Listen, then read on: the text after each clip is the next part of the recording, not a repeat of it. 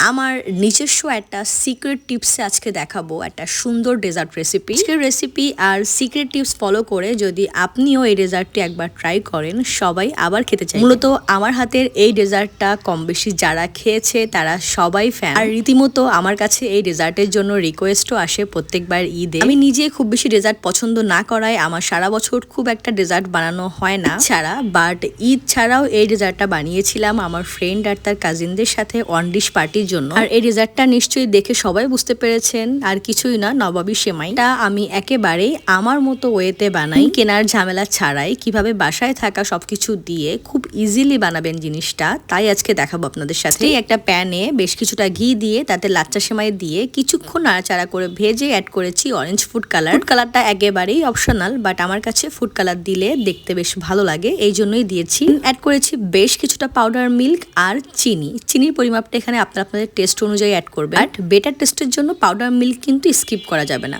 Anyway তারপর আরেকটু নাড়িয়ে চাড়িয়ে অ্যাড করেছি বেশ কিছুটা কনডেন্স মিল্ক। এই স্টেপে কনডেন্স মিল্ক দেওয়ারও ট্রাই করবেন, তাহলে ব্যাপারটা একটু স্টিকি হবে। অ্যান্ড দেন পুরোটা আরেকটু নাড়িয়ে চাড়িয়ে তারপরে যে বাটিতে একেবারেই আপনি সার্ভ করবেন তার উপরে ফার্স্ট লেয়ারটা দিতে হবে। একেবারে বেশি করে সেমাই ভেজে লেয়ার দেওয়ার থেকে ধাপে ধাপে সেমাই ভেজে অ্যাড করাটা বেটার আমার কাছে মনে হয়। তাই আমি ফার্স্ট লেয়ারের সেমাইটা ভেজে তারপর সেট করে এরপরে আসলাম মাঝখানের ক্রিমের লেয়ারটা বানানোর জন্য। এখানে 3 পোয়া মতো দুধ দিয়ে একটু হালকা গরম হয়ে আসলে তার থেকে কিছুটা দুধ এক সাইডে উঠিয়ে রেখে হুইট মিল্কের সাথে অ্যাড করেছিলাম বেশ কিছুটা পাউডার মিল্ক। দেন পুরোটা আরেকটু ভালোভাবে মিক্স করে অ্যাড করেছি চিনি এই ক্ষেত্রে একটু কম দেওয়াই ভালো, কারণ শেষে আবার কনডেন্স মিল্ক অ্যাড হবে, তো আপনারা আপনাদের টেস্ট অনুযায়ী বুঝে দিবেন। তারপর দিবেন 1 চিমটি মতো লবণ। দুধটা ওদিকে হালকা ফুটে আসতে আসতে এদিকে আগে থেকে সাইড করে রাখা ঠান্ডা দুধের মধ্যে কাস্টার্ড পাউডার আর কর্নফ্লাওয়ার দিয়ে ভালো মতো মিক্স করে নিতে হবে। আমি এই স্টেপেও সামান্য একটু কনডেন্স মিল্ক অ্যাড করেছি, যেহেতু আমি ক্রিম মোটেও দিচ্ছি না, তো ব্যাপারটাকে একটু ক্রিমি টেক্সচার আনার জন্য কনডেন্স মিল্ক বেশি ব্যবহার করাই ভালো। এন্ড দেন দুধ কিছুটা ফুটে আসলে বাটির মিক্সটা এর মধ্যে দিয়ে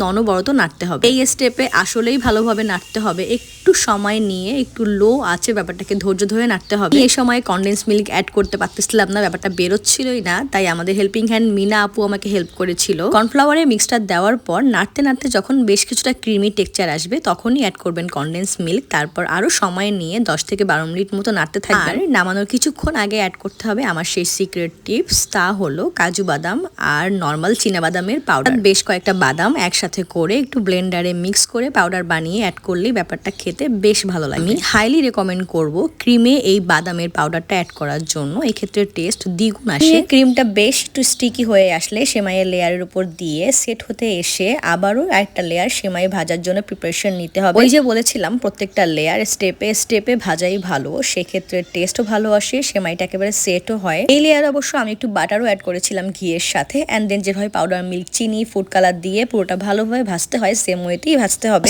আমি যে ওয়েতে পুরো রেসিপিটা দেখালাম সেইভাবে একটু সুন্দর করে ফলো করে একবার বানান, তারপর নিজে এসে আমাকে থ্যাঙ্কস দিয়ে যাবেন। নিয়ে লাস্ট লেয়ারের সেমাইয়ের সাথেও আমি একটু বাদামের সেই পাউডারটা অ্যাড করেছিলাম, তারপর ভালো মতো মিক্স করে শেষে অ্যাড করেছি বেশ কিছুটা কনডেন্স মিল্ক। শেষে সেমাইয়ের লেয়ারটা কিন্তু ভালো মতো সেট না হলে সেমাই ভেঙে যেতে পারে, তাই লাস্ট লেয়ারে কনডেন্স মিল্কের পরিমাণ একটু বাড়িয়ে দেওয়া ভালো। অ্যান্ড দেন লো আছে সুন্দর করে নেড়ে তারপর আগে থেকে রেডি করে রাখা সেই ক্রিমের লেয়ারের উপর সেমাইটা আস্তে আস্তে দিতে হবে। অনেককেই দেখেছি লাস্ট লেয়ারটা একটু পাতলা দেয়, কিন্তু আমার মতে মনে হয় দুটোই সেম দেওয়াই ভালো। আমি দুটো লেয়ারই সেম দিয়েছি। আমি এখানে নর্মাল লাচ্চা সেমাইয়ের যে 180 গ্রামের প্যাকেট থাকে দুটো প্যাকেট দিয়ে দুটো লেয়ার বানিয়েছি। নিয়ে তারপর উপর থেকে একটু বাদাম কুচি দিয়ে ফ্রিজে সেট হতে দিতে হবে 2 থেকে 3 ঘন্টা মতো। হাতে কম সময় থাকলে আরো কম রাখলেও হবে। বরাবরের মতো সেদিনও আমার হাতের এই সেমাই খেয়ে সবাই কিন্তু অনেক ভালো বলেছিল, তো আর কি একবার ট্রাই করে আমাকে জানান কেমন হলো। Thank you.